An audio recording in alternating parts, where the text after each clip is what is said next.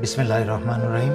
আসসালামু আলাইকুম দেশপ্রেমী বাংলাদেশি যে যেখানে আছেন, বিশেষ করে বাংলাদেশে সংগ্রামরত ছাত্রছাত্রী এবং দেশপ্রেমিক বাংলাদেশিদের জন্য অত্যন্ত গুরুত্বপূর্ণ কিছু তথ্য নিয়ে আমি এলাম। আমি এইমাত্র খবর পেলাম যে বাংলাদেশ সশস্ত্র বাহিনী কারফিউ জারি করেছে। আমি দুটো বিষয়ে কথা বলবো, খুব মনোযোগ দিয়ে শুনবেন এবং যেভাবে সম্ভব এটা বাংলাদেশিদের মাঝখানে ছড়িয়ে দেবেন, বিশেষ করে ছাত্রীদের মাঝখানে। প্রথম কথা হচ্ছে, কারফিউ বাংলাদেশে বহু হয়েছে আগে। কারফিউটা এখানে কোনো বিষয় নয়। বাংলাদেশের স্বাধীনতা যুদ্ধ থেকে আরম্ভ করে পরবর্তীতে 90-এর এরশাদ পতনের সময়ও কিন্তু কারফিউ জারি হয়েছে। কারফিউ দিয়ে কিন্তু কোনোদিন কোনো অত্যাচারী সরকারের পতনকে থামানো যায় নাই। এবং এমনকি 2007-8 সালেও কিন্তু কারফিউ জারি হয়েছে।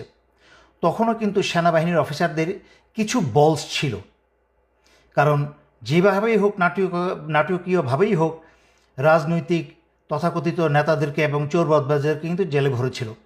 কিন্তু এখন তো সেনাবাহিনী অফিসারদের কোনো বিচিই নেই, বলসই নেই। এবং বর্তমানে সেনাপ্রধান, গত লাইভে আমি ভদ্রভাবে ওনাকে বলেছিলাম দেশ এবং জনগণের পাশে দাঁড়াতে। যদি উনি জরুরি অবস্থা জারি করতেন তাহলে সেটা দেশ এবং জনগণের পক্ষে হতো, কারণ জরুরি অবস্থা জারি করা মানে হচ্ছে স্বৈরাচারী শেখ হাসিনা আর ক্ষমতা নাই। কিন্তু আমি যতদূর শুনেছি কারফিউ জারি করা হয়েছে। এর পিছনে ছোট্ট করে আমাকে একটু ব্যাকগ্রাউন্ড বলতে হয়।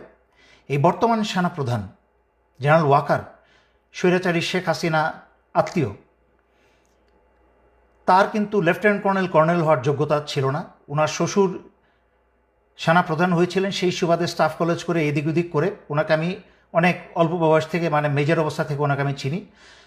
সাদা মানুষ ছিলেন, তেমন কোনো ব্রেইনওয়ালা মানুষ না। কারফিউ দিয়ে বর্তমানের বাংলাদেশের ভয়ঙ্কর পরিস্থিতি থেকে দেশকে সামাল দেওয়ার মতো ক্ষমতা এবং যোগ্যতা কোনোটাই ওনার নাই। আমি অবাক হচ্ছি যে ওনার সেই যোগ্যতা না থাকতে পারে, কিন্তু বাংলাদেশের অন্যান্য ডিভিশন কমান্ডার এবং জেনারেল যারা আছেন তাদেরকে তো বেশিরভাগই আমি চিনি। ওনারা কি করছেন? ওনারা কি আঙুল চুষছেন? ওনাদের অনেকেই তো আমি জানি যে প্রফেশনাল মেরিট আছে, যোগ্যতা আছে। সাহসিকতা না থাকতে পারে তারা তো এই সেনাপ্রধানকে বলতে পারত যে আপনি জনগণের বিরুদ্ধে যাবেন না।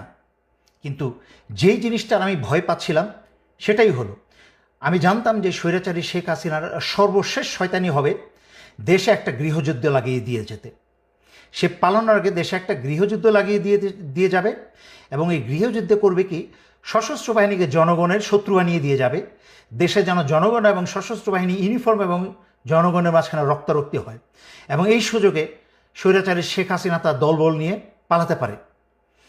তার চেয়েও ভয়ঙ্কর অবস্থা হচ্ছে যে আমি অত্যন্ত বিশ্বস্ত সূত্রে খবর পেলাম যে ভারতের বাংলাদেশে শতখানিকের উপরে কিলার ঢুকিয়েছে।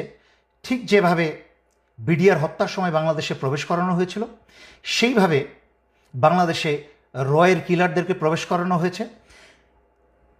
শুধুমাত্র বেছে বেছে শনাক্ত করে করে ছাত্র নেতাদের এবং অন্যান্য নেতাদেরকে তারা টার্গেট করে হত্যা করার জন্য, ছাত্রলীগ, যুবলীগ, পুলিশ এবং রয়ের সেই সব খুনি মিলে, যা হয়েছিল 2009 সালে বিডিআর হত্যার ঘটনায়।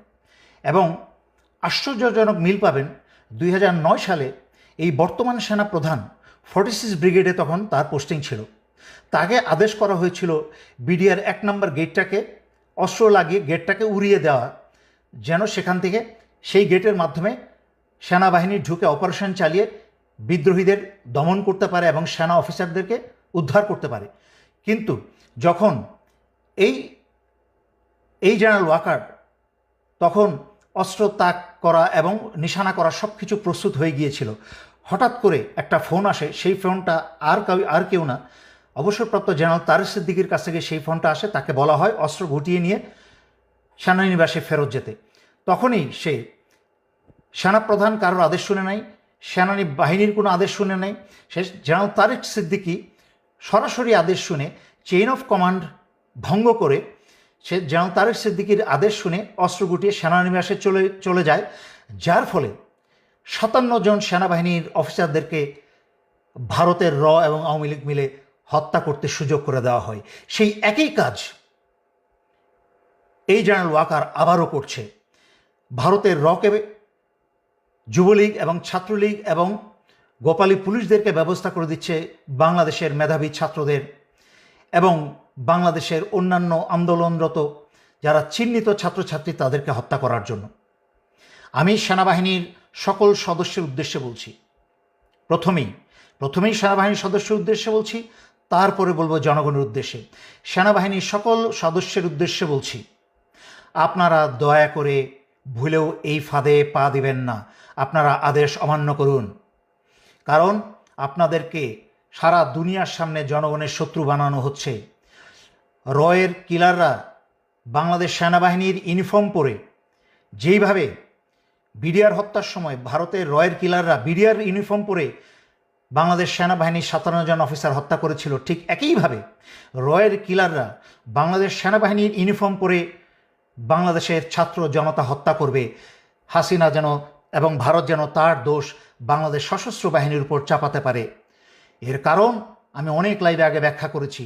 স্বৈরাচারী শেখ হাসিনা রাজনীতিতে এসেই ছিল তার বাবা এবং পরিবারের হত্যার প্রতিশোধ নিতে, এবং সংবাদ মাধ্যমে এবং জনগণের সামনে বহু মানুষকে সাক্ষী রেখে, বিবিসিকে সাক্ষী রেখে সে বলেছিল যে রাজনীতিতে ফিরেই এসেছে তার পরিবারের হত্যার প্রতিশোধ নিতে এবং সশস্ত্র বাহিনীকে, বিশেষ করে সেনাবাহিনীকে সে ধ্বংস করে ছাড়বে।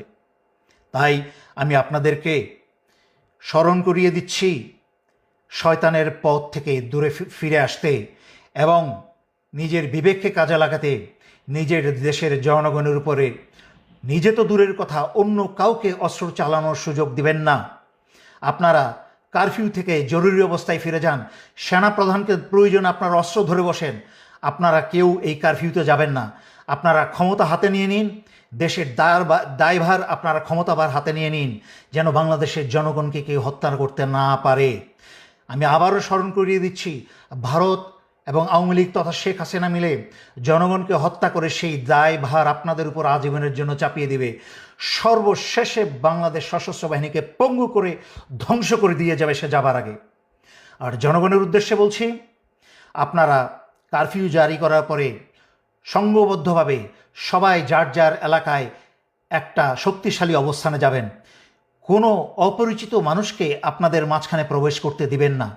যখনই কোনো অপরিচিত ব্যক্তি আপনাদের দিকে অগ্রসর হবে, যেহেতু কারফিউ জারি করা হয়েছে, আপনারা উন্মুক্ত রাস্তাঘাটে থাকার কথা না, কিন্তু কারোর আপনার ঘরে ঘরে অফিসে আদালতে যাওয়ার কথা না। যদি কেউ আপনাদের ঘরে অফিসে আদালতে অনুপ্রবেশ করার চেষ্টা করে, আপনাদের হাতে পাথর, ইট, অস্ত্র, আগুন, তেল যা আছে তাদেরকে ছুঁড়ে মারবেন, কিন্তু তাদের কাউকে আপনাদের কাছে আসতে দেবেন না। বাংলাদেশ একটা ভয়ঙ্কর সময় অতিবাহিত করছে।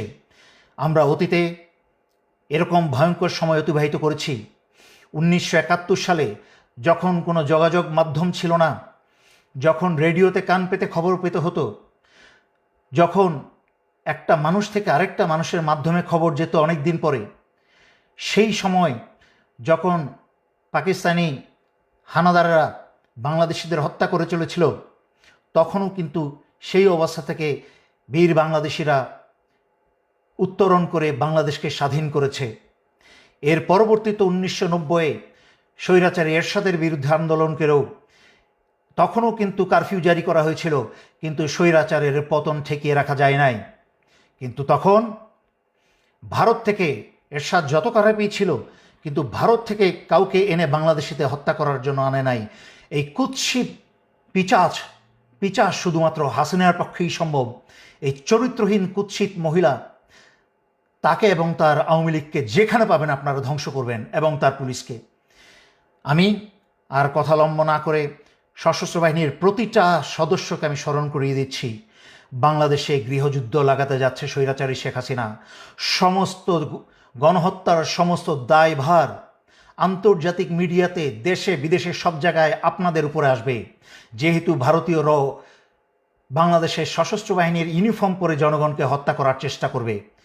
আপনারা এখনই সচেতন হয়ে যান, সরকারকে উৎখাত করুন, যুবলীগ, ছাত্রলীগ সব জেলে ভরুন, এবং বাংলাদেশ থেকে রকে গুলি মেরে মেরে রাইফেলের বাট দিয়ে আঘাত করতে করতে আপনারা দেশ থেকে বের